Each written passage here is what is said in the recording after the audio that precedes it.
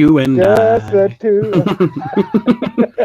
I think that made the air. Welcome to Weekend Wrestle Live. Wrestling fans, Nate and Chris are here with you, and a very special 8:30 p.m. time this week on YouTube, the Facebook group, and the Facebook page. Kyle isn't with us right now. He's in the process of trying to remove his sleeves in a humane fashion. Like I always say, the past few weeks, whenever he doesn't show up for something, he does not have the corona. So don't worry, it's not a corona thing. His work, he doesn't have to go to his workplace, so he's safe. He's locked at home, being safe. I hope everybody out there is being safe and staying healthy during this crap. Trump announced today, April 30th now, that everybody has to stay home but me, because I work at a store. Anyway, all right, Dave DeRozier, how you doing? The sexiest thing that I'm going to hear when this is all over is, can I start you out with any appetizers, and how would you like your steak? Yes. Dave DeRozier is here. How you doing, Dave? Leonard Mitchell. Hello, Leonard. Hello. All right, so I guess we will start with the I don't know if anybody watching, I hope we don't spoil. I mean, you can't really spoil it. The story was, 13 years ago. The Chris Benoit documentary, the Dark Side of the Ring documentary. Got a chance to watch that this week. I originally wasn't going to watch it because I thought, well, I mean, hell, we've seen this story. It's been done, and we've talked about it over and over and over again for the past 13 years. And then somebody told me, no, seriously, you need to watch this. And I did. And I don't know about you, but I was pretty fucking impressed with it. It was really well done. I was skeptical at first, but I was like, they've done really good in the past. Mm-hmm. And then when I found out Jericho was involved, I was like, oh.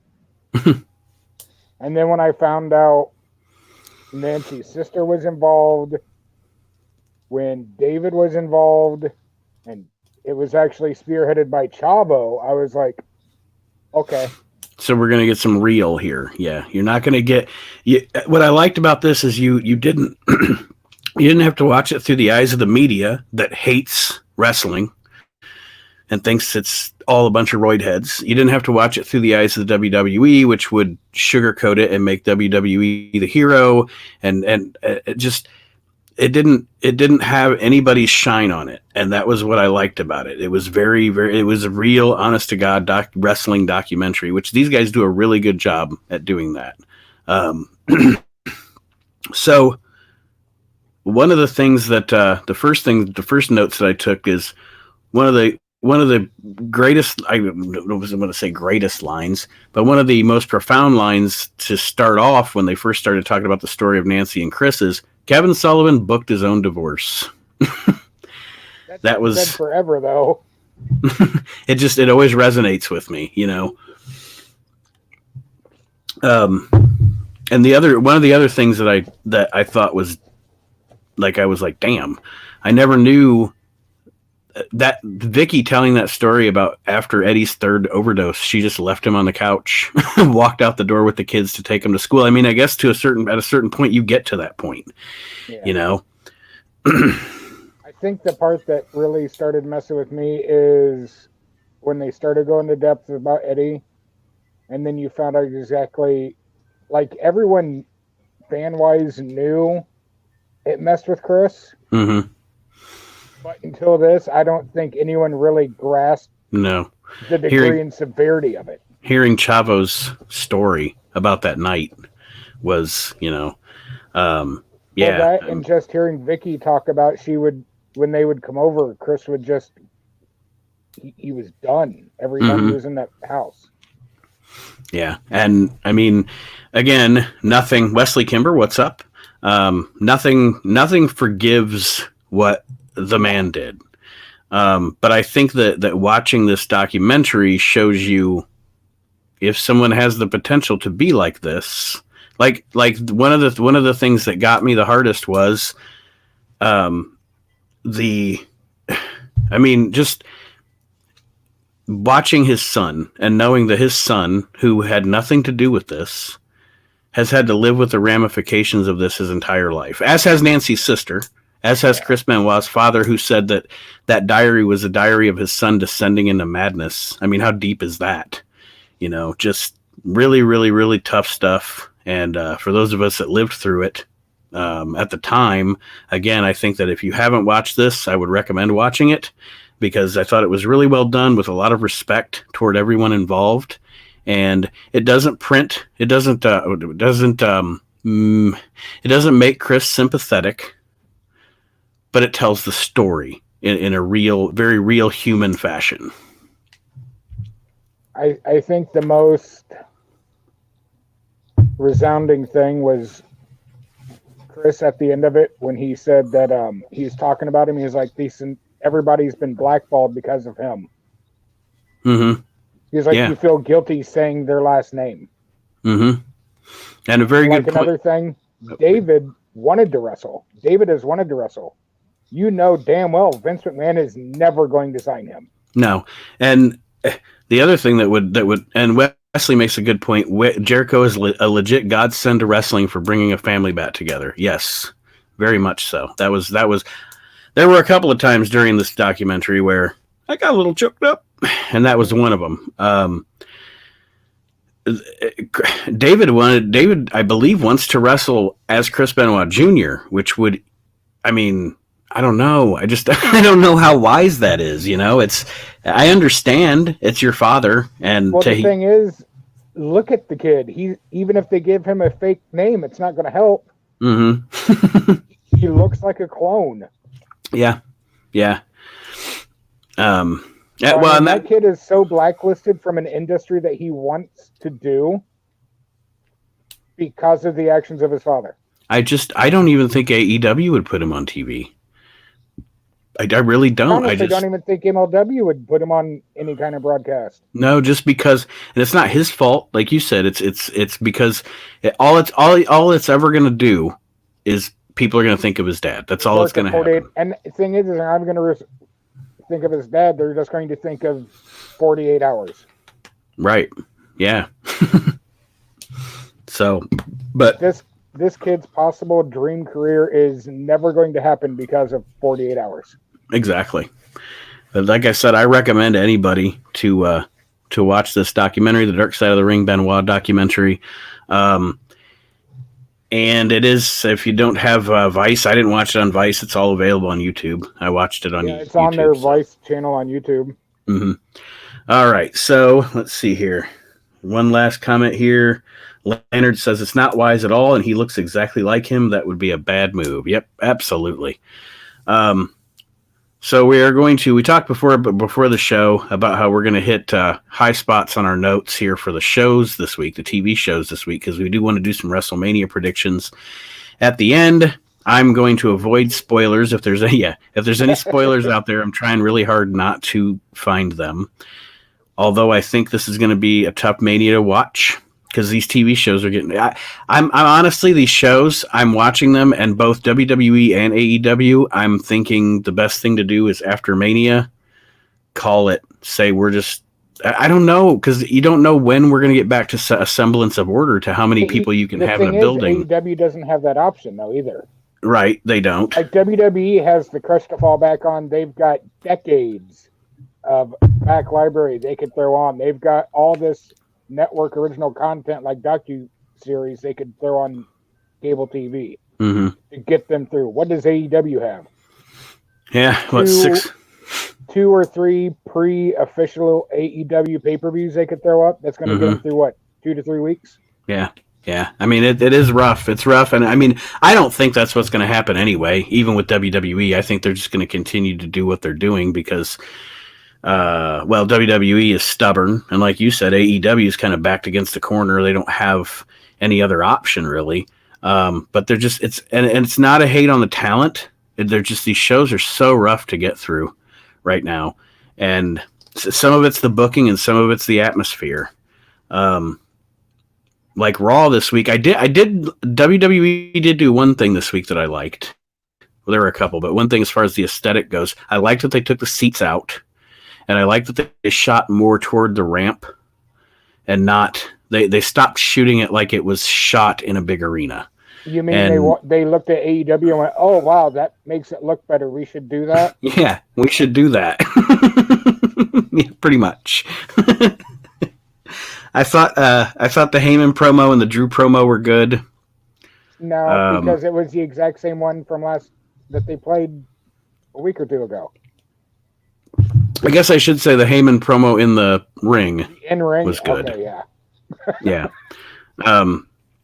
And I mean, to be honest, I'm going to be honest. I'm fast forwarding through most of these matches at this point too.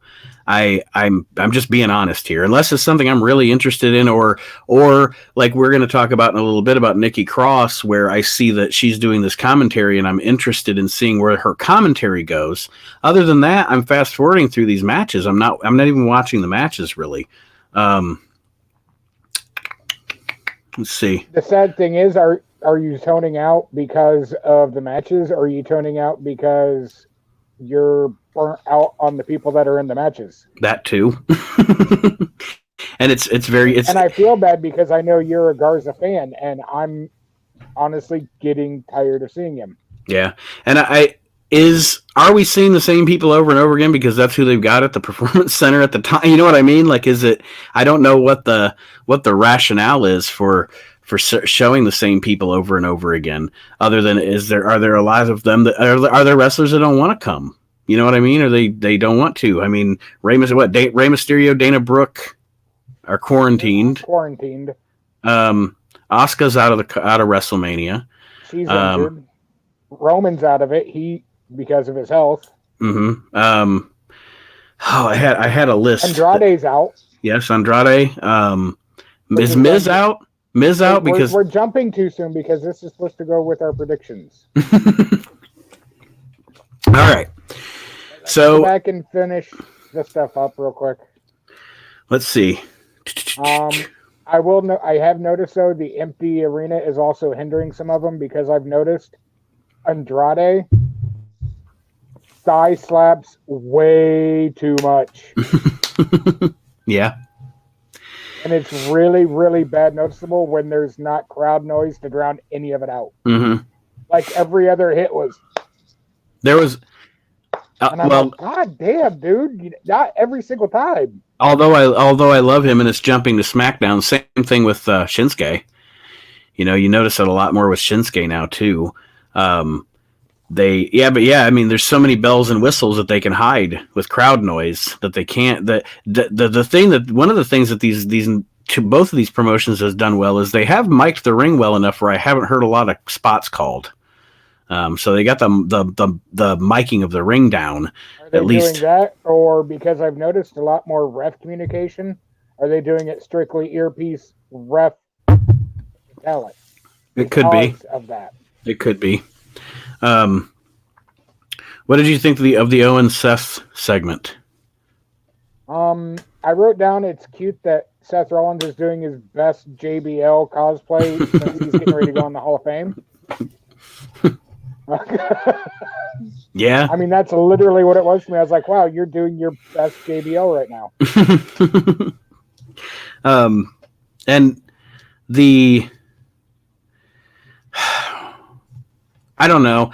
I lost interest in this before we got to the empty arenas. I was losing interest in this rivalry, and I mean they both. It's kind of like some of the other stuff that we've talked about the past few weeks. I think they both cut decent promos. The material isn't great though, so I mean they're cutting decent promos on material that isn't. They're performing crappy material well. I guess is the best way I can put it. Honestly, I thought the best thing that I seen on Raw this week. Sorry, my brain just went. I really enjoyed the Baszler interview. Mm-hmm. Because I was like, see, this is all you needed to do with her from the time she showed up. Exactly. But then the other thing I got confused of, she's supposed to be main roster now. Why did she have an NXT nameplate on the screen? I think I don't know. I think I don't know. Did you catch that though? I did. And the other thing I wrote down, I didn't think Shayna was that huge. So are you telling me Charlie is that fucking tiny? Like she was Marco Stunt Small sitting next to Shayna Baszler. She must be standing on a milk crate or something when she's interviewing guys in the back. I know, right? I mean, Shayna's not that big. I mean, she's an average sized person. Charlie never looked like a goddamn Oz refugee. But I thought that whole thing was done amazingly, like that gunshot chair shot, and since they blacked the arena, it actually gave it impact. Yes. And I mean, I thought that was really the best piece of Raw. Like honestly, sadly during the end of Andrade's match, which I also didn't understand they were promoting it as 2 singles matches, but it was for some reason a tag team match. But toward the end of it, I had to mute it anyway, because if I had to hear Dawkins yell "Bam" one more time, have I expressed on this show yet how annoying those guys are to me? I don't understand why they're over. I don't really care. I think that Montel Jordan, this is how we do. Montez Ford. I think Montez Ford is a great athlete. I think he's a natural in the ring. I like watching him wrestle, but their persona annoys the shit out of me. They're like prime time with a little bit of political correctness 2.0. Yeah. Yes. They're like crime time, politically correct, trying to act like too cool. That's yes. It's not working. I think the guys are great wrestlers. Cool. I like to watch them. Yeah, crime cool. Cool time. It's cool time. I like to watch them wrestle, but I cannot stand to watch them outside of the ring. They annoy the shit out of me. And even in the ring, Ford is coming across very heel in his mannerisms. And in theory, to me, that whole gimmick screams a heel. Mm-hmm. It does. I mean, if you're considering yourself, how come they are calling themselves Street Profits and they're over? Seth Rollins comes out later on and calls himself a prophet/messiah, and that's bad. And he's bad, yes. Because this is the WWE. And I will give credit to Aleister Black match. That Black Mass kick was so awesome. Even the ref sold it. I didn't see it because I watched the Hulu version. It wasn't on the Hulu version. Well, if you sneezed, you missed it anyway. Okay. He wrestled a jobber guy, and when the bell rang, he just walked up and just did his sit in the middle of the ring and just stared at the guy. And the guy was like, "Come on, get up, get up." And he started yelling at the ref. The ref was like, "It ain't my opponent." And he rushed to Aleister, and Aleister ducked a couple things and kicked the dude so damn hard, like he spun in the air. And even the ref was like, "Oh," and he pinned him. That was it. Oh, well, okay. That sums that up. I thought Orton's promo was good. I tried to paralyze you because I love you. Yeah. So I could save you. Yeah, and what yes. Oof. Like I said, once again, these guys are delivering as good as they can with what they're given. But one thing I loved about this promo that he did was tying both of their connection to Mick Foley. I really thought that was a nice touch to tie their connection to Foley. And it almost makes me wonder at some point, if we wouldn't have had what we had happen, was Foley going to be involved in this somehow? I don't believe that he will now, but I also liked how they incorporated visual graphics with the promo. Mm-hmm. Because it helped like the seasoned fan or the new fan or whatever who hasn't watched it long enough. Like a newer fan, he's up there talking and he says something about Evolution. The newer fan's gonna be like, Huh?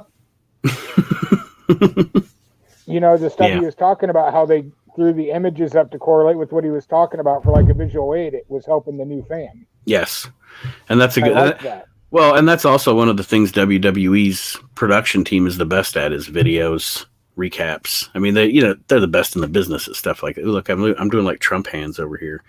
Okay, so that's the Queen of England hand. There's not a lot to talk about NXT. There's only a couple of things I wanted to talk about. Because it was kind of a dud show this week, I thought. I don't know when or how they're back at Full Sail, but unless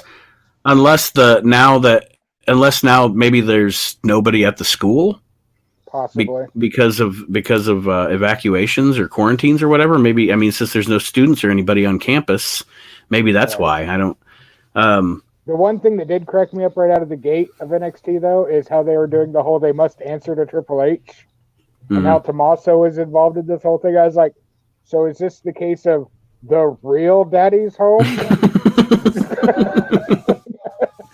Well, when they were all three in the ring, I was looking and I was like, oh, look, it's Triple H and his sons.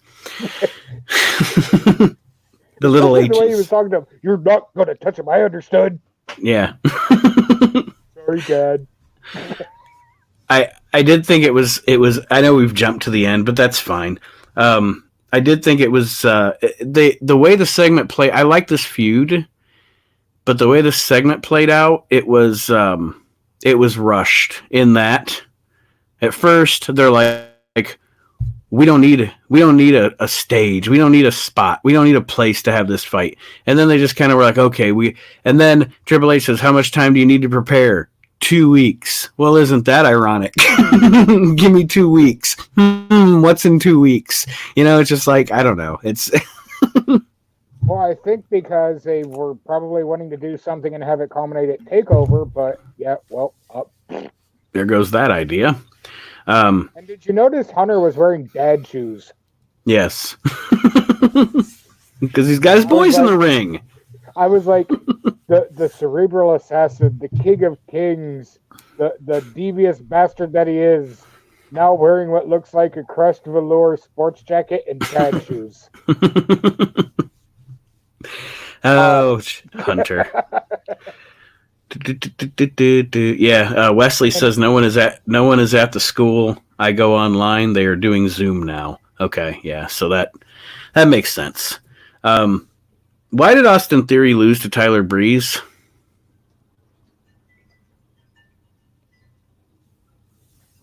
That didn't make any sense. It makes no sense. Why do you have this kid that's on the rise and have him lose to Tyler Breeze? I don't know.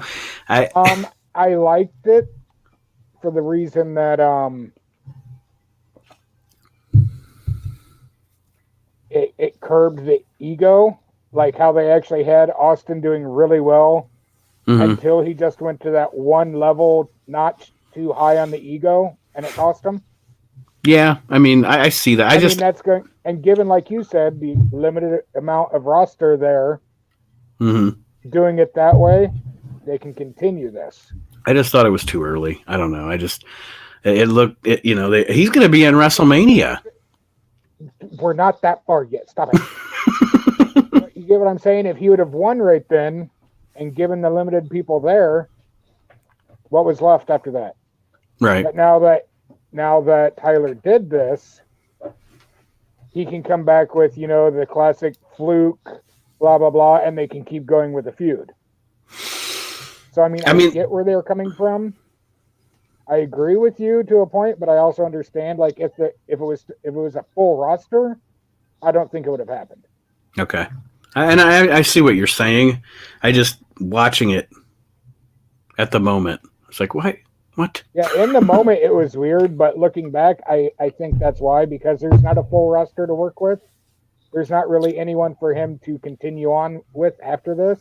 Because think about it, he was having that little bickering with Tommaso. Tommaso's completely tied up now, so that door's shut. Right. he doesn't really have anywhere else to go without starting something completely new. Something else I have written down here. I think it is a shame. One of the worst casualties. And I'm not usually a big fan of these type of segments, but I would have been for this guy.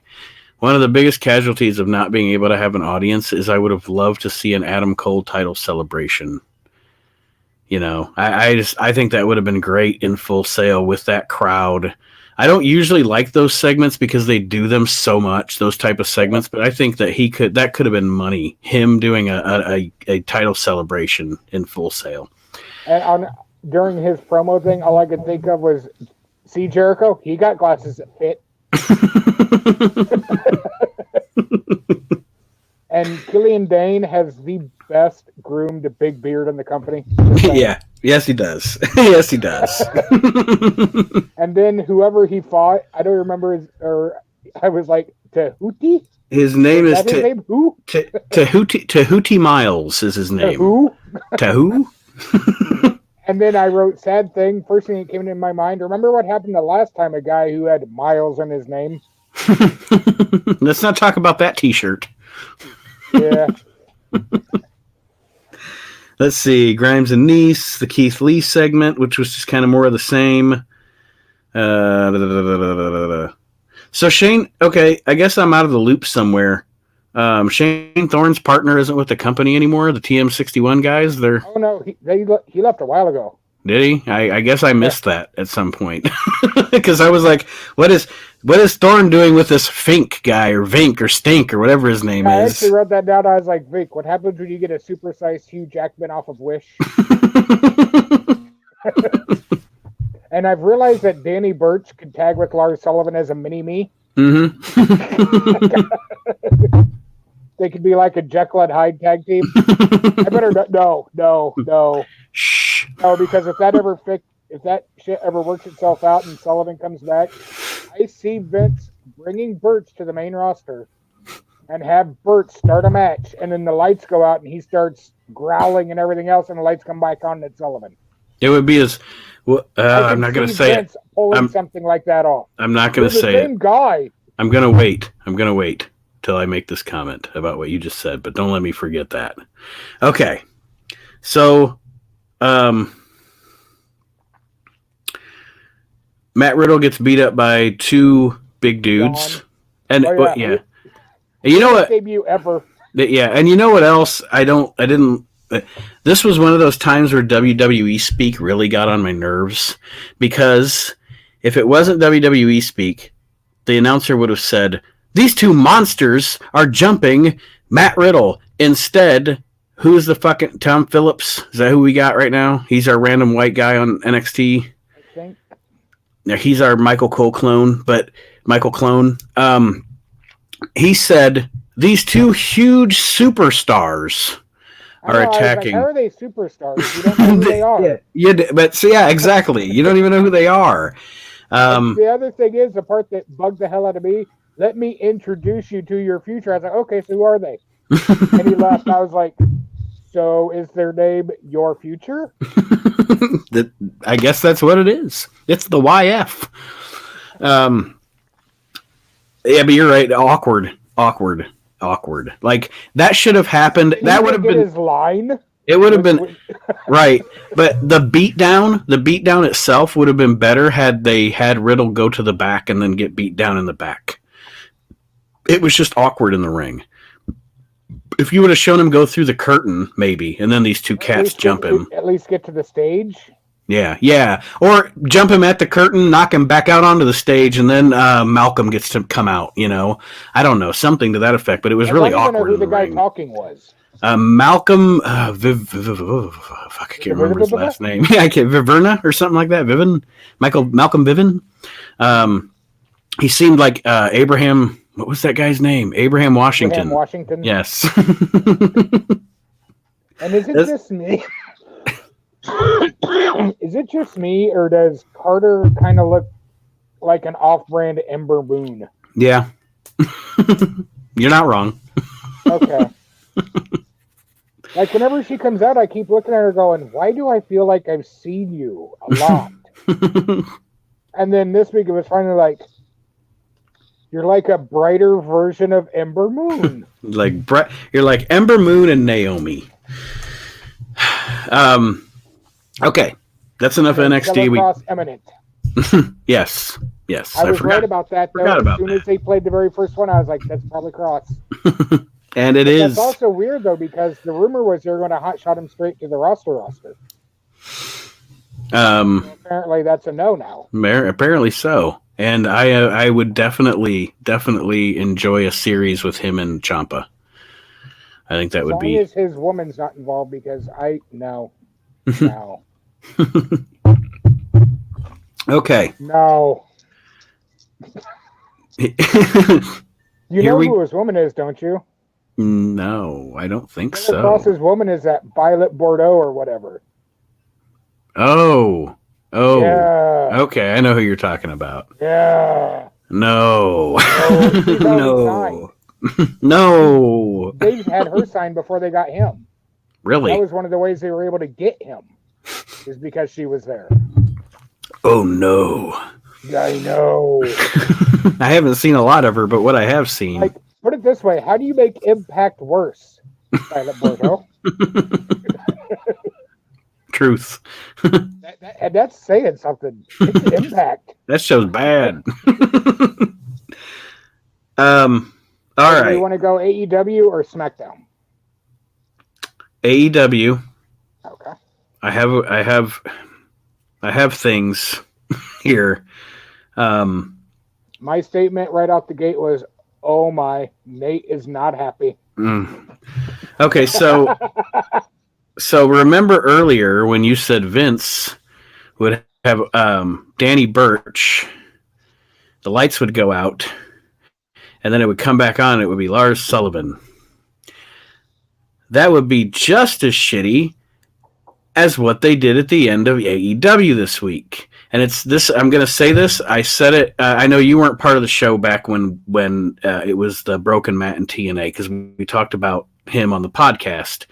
My thing about those segments was always, and I'll say it about this, some of those Broken Matt things made me laugh. It was entertaining. It was funny. It was different.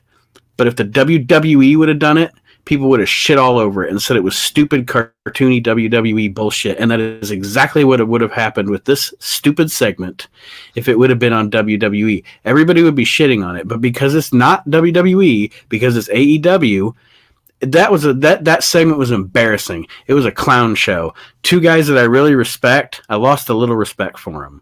That fucking teleporting thing. The teleporting thing was dumb, but... And Jericho propositioning a damn drone was great. Like, that cracked me up. It was funny. Yes, it was funny, but and I know Jericho could have pulled that off, I think. And I know what the argument could be here, and I know, and you know me, I go into an argument and I always know the counter that can be presented to it. So believe me, I know when I say this, but okay, first of all, Matt teleported. Second of all, Matt now apparently controls the pyro with his mind.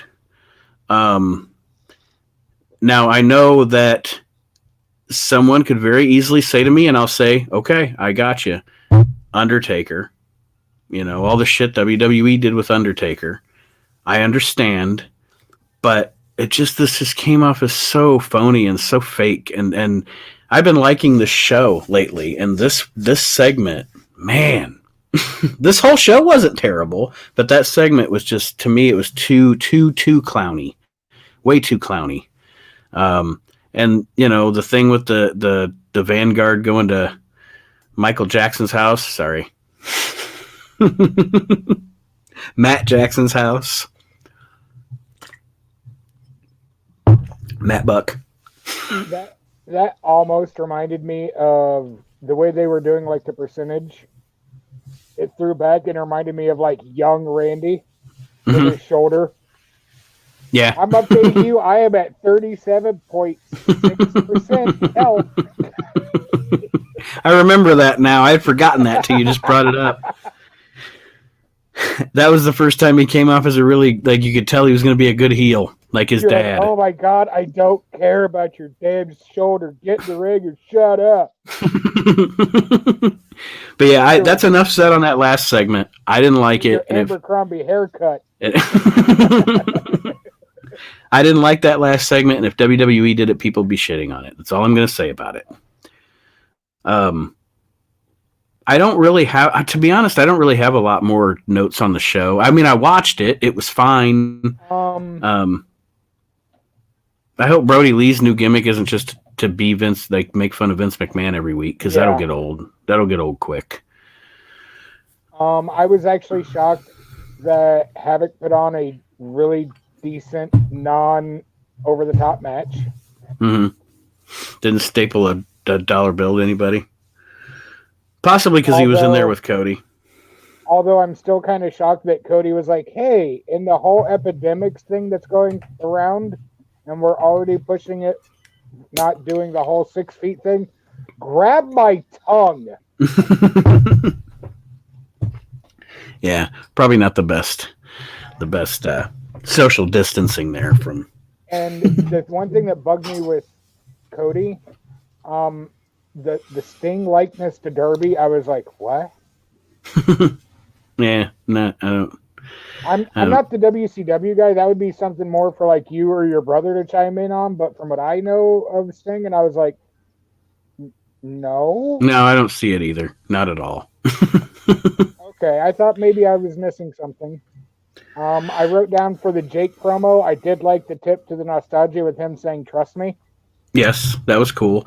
I was like, oh, kid. the promo was cool. It almost reminded me of some of those, and not the same vein, not the same, because, you know, Dusty was a babyface, but some of the promos that Dusty would do as the Knight Rider with the by the fire, you know, it was kind of old school.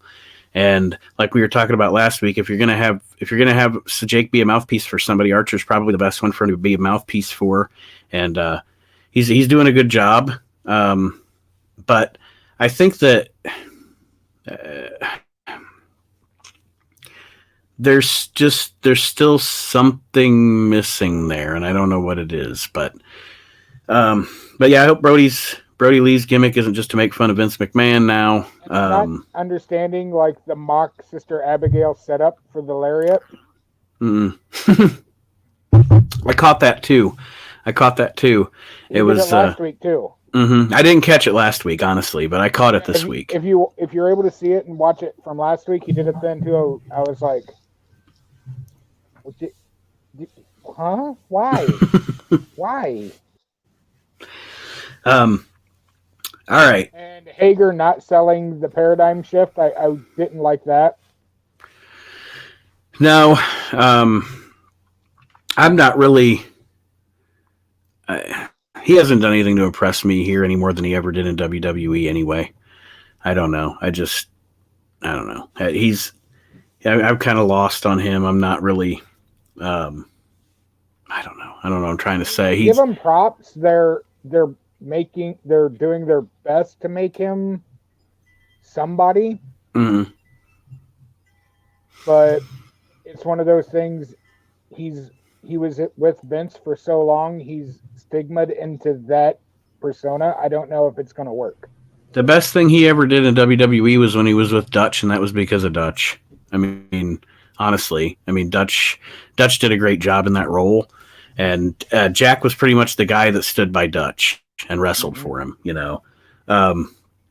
Anything else on this show before we move along? Because I got nothing else on it. I did my bitching. I did my moaning. The only other thing is I know it's a small thing, but that leg lock matchbook pin thing that Darby did, I really liked it. I don't know why. I think because it was different. It's Darby Allin. I really like him, and I don't know why. Like, everything about him. I still don't know why. I still don't know why I like him. The leg lock pin thing was different. I liked it. Yeah. I think it helps because he is so small. Yeah. It's like he's capitalizing on figuring out how to have some kind of leverage because it's obviously not going to come from weight. So if I can pretzel you to where you can't move, that'll help. And that's one of the better things about him is he has a really good psychology, especially for such a young guy. If you watch his matches, he has a really good psychology in the ring. Quick notes on SmackDown. We already did. We discuss. We didn't know. We were discussing Nikki Cross off the air. So we will cover that. I don't have a lot. This show was fucking terrible overall. Stop using fucking holograms in an empty arena. Yeah. First of all, let's start there. The women's opening thing was awkward. Because those things are awkward when there's an audience, when you have just people coming out, 5 people to their music. But this was extremely awkward.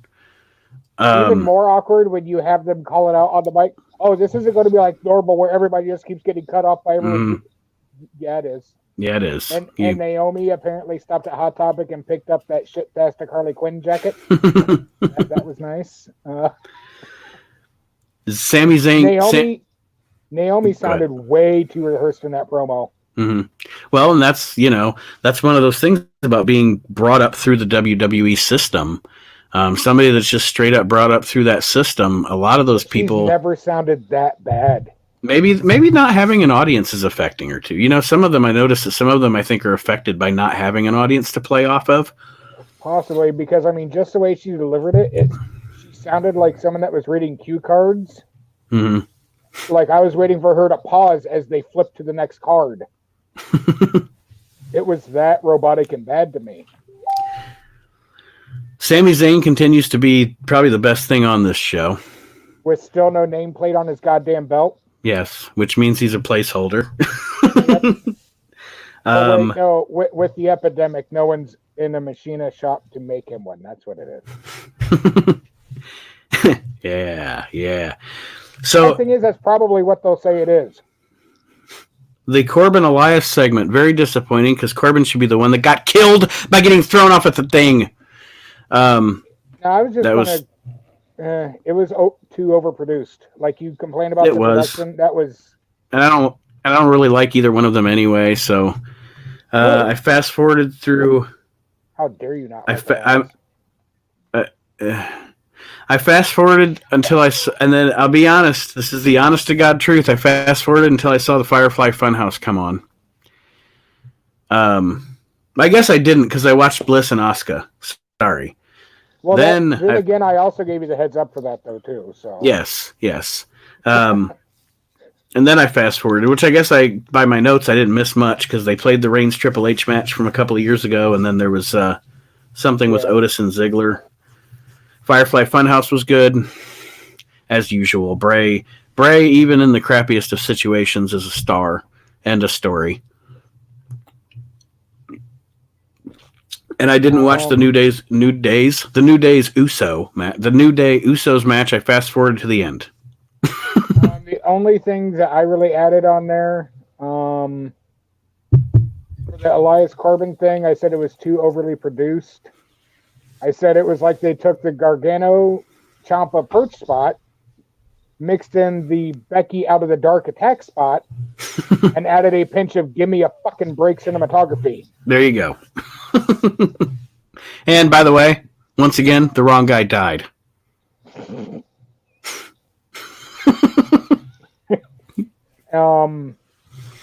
During the Uso New Day match, Big E's apron splash looked really, really painful, more than usual, because I think it was because Uso sold it more. Like, he arched his back more when he got hit. Like, it looked ugh.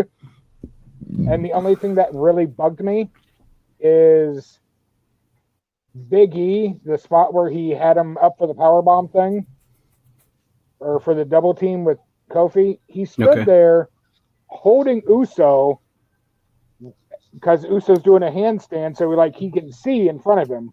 Right. Stood there and just waited, watching them throw Kofi into the ring post. Mm. And he still just stood there waiting for him to come up and get super kicked in the face. And I'm like,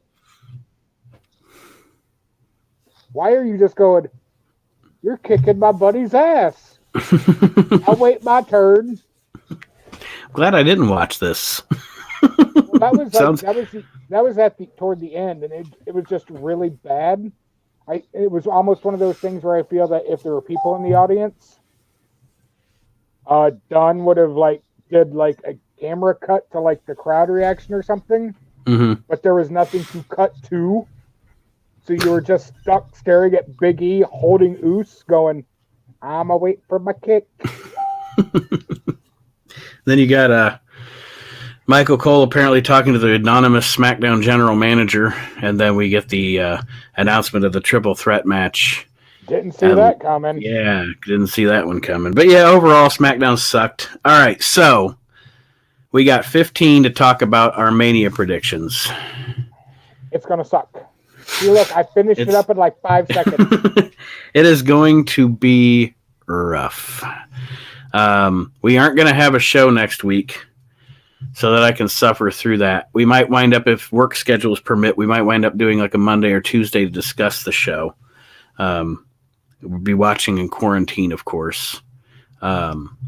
It's going to be tough to get through it. This is the first time I am considering not watching WrestleMania live. No, you're not, because no one's going to watch it live.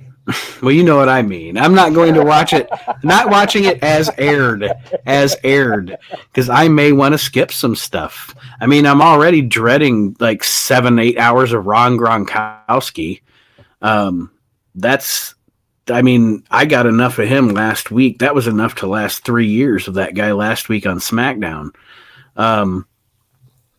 So I wrote the card down, and as I was writing it down on my notebook here, I was like, Jesus Christ, there's a lot. I'm getting a hand cramp writing this card down. And as Chris told me, I wrote down apparently 14 matches. We have 14 matches over 2 nights. So I don't know. Maybe they're looking at 3 hours a night, hopefully. Because some of these. Last time a pay-per-view was 3 hours. Look at you with the jokes. Have another one, because you're obviously drunk.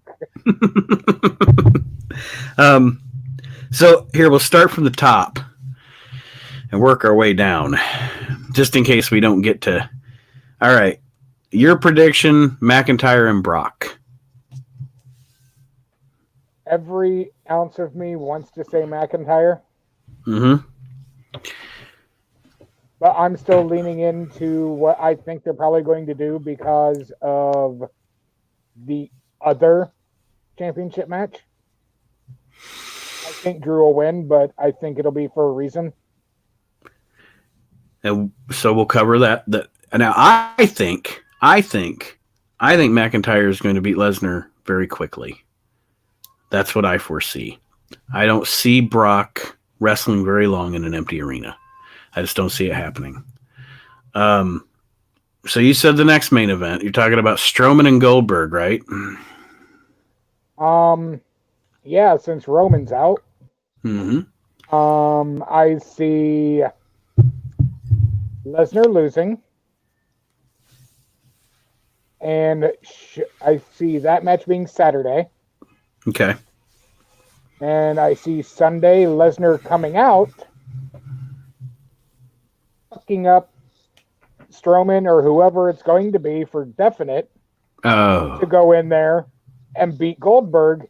That way he still has the belt.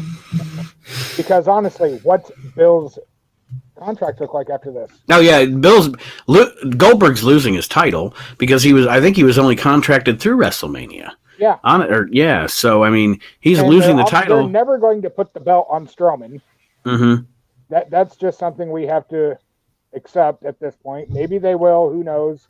But my prediction, in a classic Vince has a hard on for big sweaty men, Lesnar will lose to Drew because he's going now, especially, and given what you said, it'll be a quick match.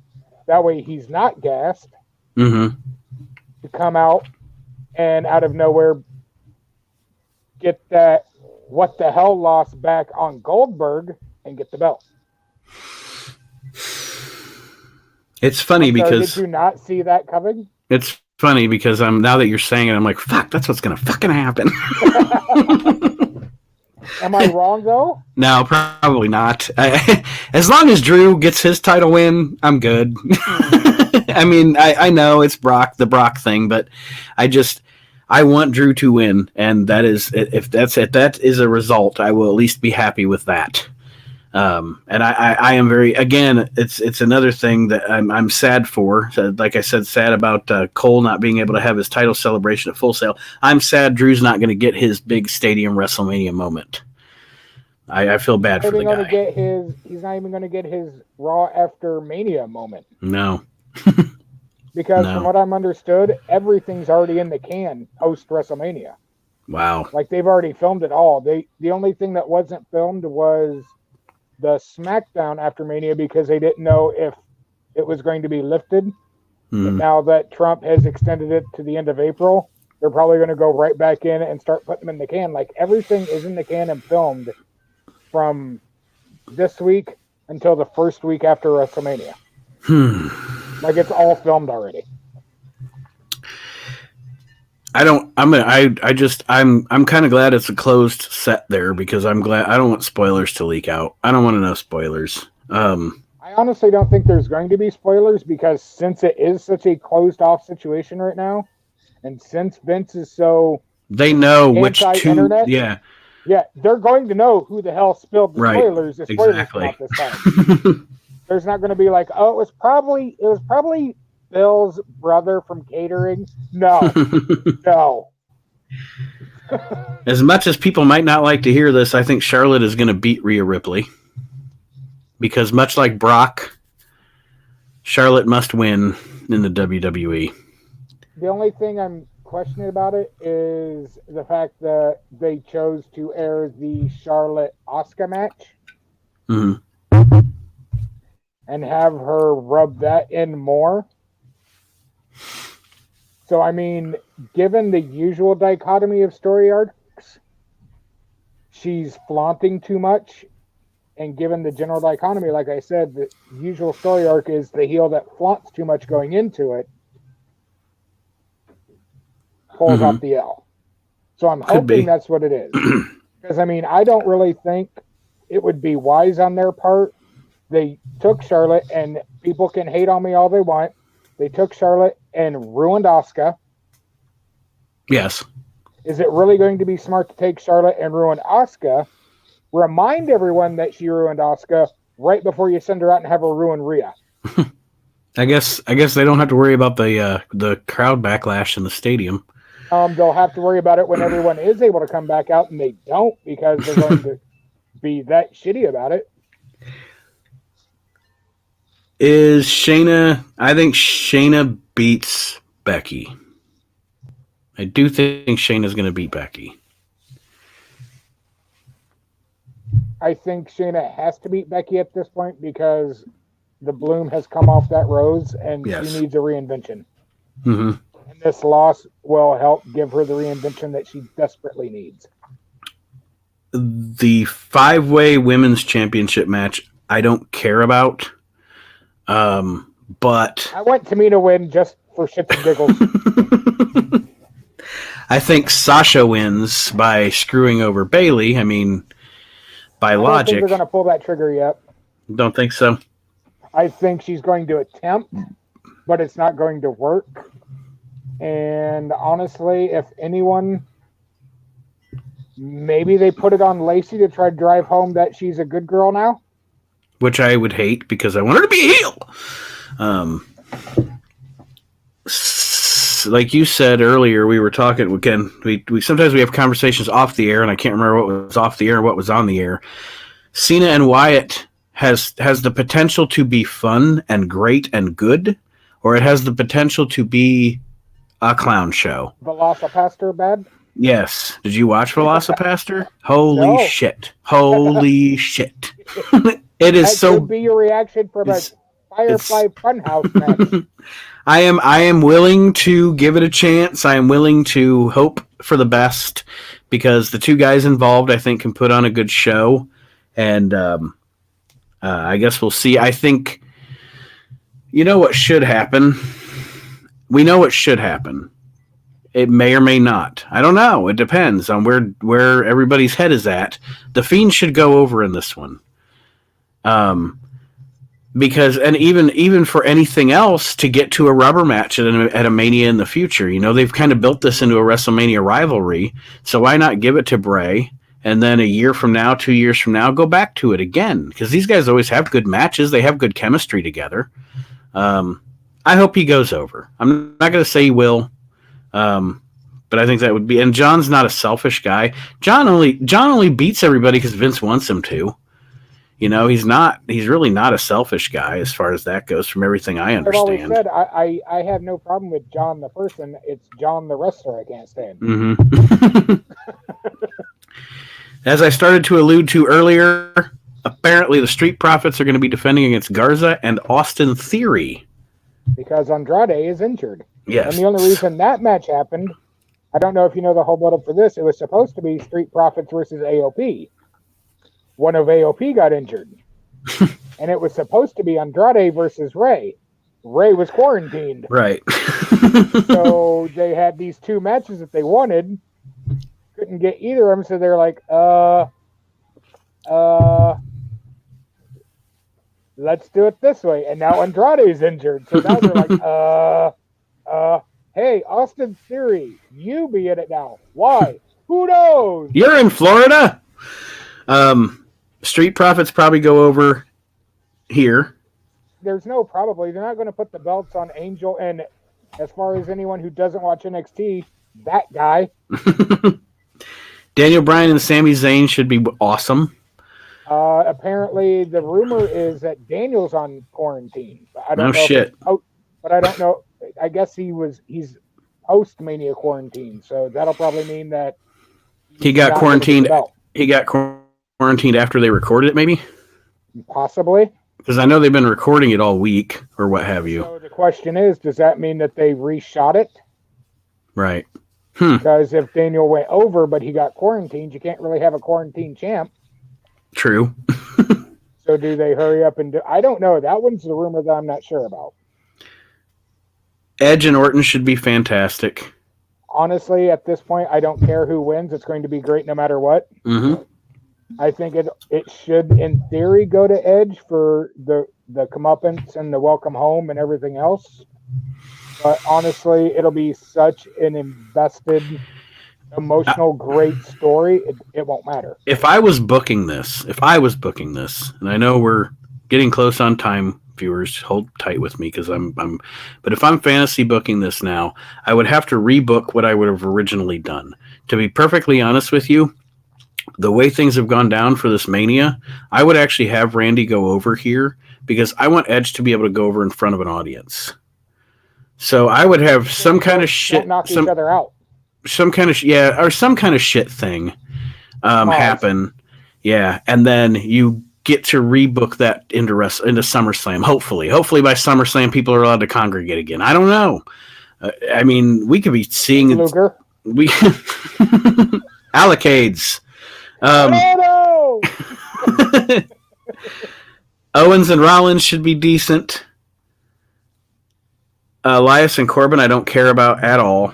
Well, that's apparently been scrapped since Elias is dead now. Hashtag the wrong wrestler died. Otis and Dolph.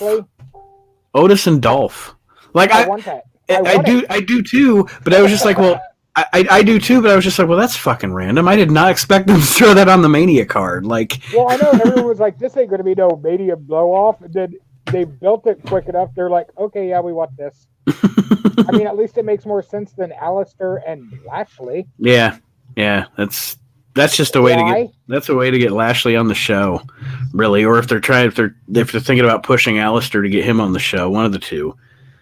I think that's it, isn't it? No, the triple threat ladder match. Is that still happening? I thought Miz was sick. Yeah, apparently that's the other thing because they just confirmed that for Mania, remember? Because Cole and his magical... I don't know. Yeah, I don't know. Because I think that it was he was because that's why Roman pulled out because he found out Miz was sick. And so I don't know if they just rolled because they didn't do anything as far as Strowman goes this week on SmackDown either. So I'm wondering if they just rolled with what they were going to air this week because they have one more show to air before it. So I don't know what's going on with that match. And a ladder match. Honest, I think Roman should have dipped himself out as soon as all this happened because, I mean, it is a well-documented, he has an immune system issue. He never should have been put in that predicament to begin with once this all started happening. Absolutely. They should have immediately started a contingency plan. But it's WWE, and, Vince doesn't let, when people are sick. What are you sick for? The funny thing about it is Vince is probably going to die of coronavirus. Won't that be ironic? Yeah, won't it be? All right. He dies from a sneeze, of all things. While eating a steak. All right. It'll be a twist that not even M. Night Shyamalan could have written. Well, we are going to sign off here in the pre-WrestleMania. Like I said, we won't have a show next week. We will have a show the week after. And again, if schedules permit, we may do a post-WrestleMania show like Monday or Tuesday. We'll update you on that as soon as Chris and I know what's going on, and we'll try to find Kyle. Knows what's going on. Yeah. We'll try to find Kyle sometime before then and see if he's doing okay. We'll taunt him with sleeves. But thank you for joining us on check out the episode 91 of the We Can't Wrestle podcast, because it's a good one. Chris is kind of there for some of it. He had some communication issues at the beginning. He was there for a while, but he was just a listener. I was a one-way conversation. I was talking to myself. It was kind of like always. Check that out, and we will see you next time here on that's the name of the show. We Can't Wrestle Live. We'll see you, folks. Enjoy WrestleMania. Stay safe out there. Be good. Stay home. Stay